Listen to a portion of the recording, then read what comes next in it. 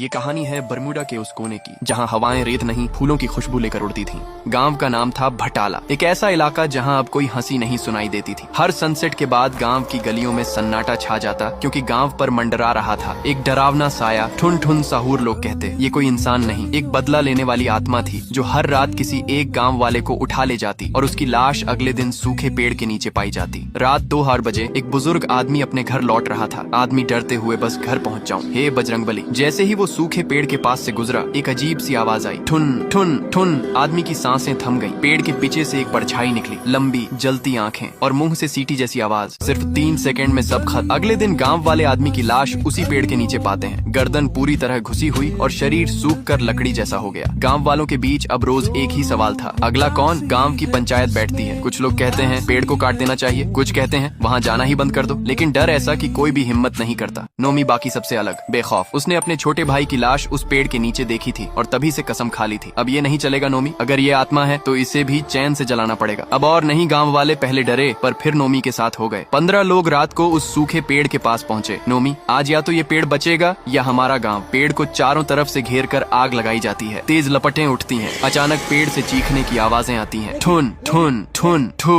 आवाजें धीरे धीरे धीमी होने लगती हैं और सब सोचते हैं अब खतरा टल गया। अगली सुबह गांव में बड़ा जश्न होता है। सबको लगता है आत्मा मर चुकी है, लेकिन ठीक दोपहर में गांव की चौकीदार सकूरा दौड़ती हुई आती है। सकूरा घबराई हुई, नोमी। गांव के बीचों बीच फिर से एक लाश मिली है, बिना खून, बिना निशान, और उस लाश की उंगलियां लकड़ी जैसी हैं। नोमी वहीं पहुंचता है। लाश उसी 8 साल के बच्चे की है जो कल जलते पेड़ के पास खड़ा था। नोमी, ये कैसे हो सकता है? पेड़ तो जल गया, आत्मा तो खत्म हो गई थी। रात को नोमी अपने घर में अकेला है। कमरे की खिड़की से वही आवाज आती है, ठुन ठुन ठुन। नोमी बाहर झांकता है, कोई नहीं है, लेकिन जब वो मुड़ता है, उसका छोटा भाई जिसकी मौत हो चुकी थी उसके सामने खड़ा है। भाई धीरे से, भैया आपने मुझे क्यों जलाया? नोमी चीख पड़ता है, कहानी खत्म नहीं हुई। वो आत्मा अब पेड़ से निकलकर इंसानों में आ चुकी है। अब हर घर, हर गली, हर बच्चा एक रहस्य बन चुका है। नोमी के सामने अब एक ही रास्ता है, इस आत्मा की असल कहानी को जानना, लेकिन उसके पास ज्यादा वक्त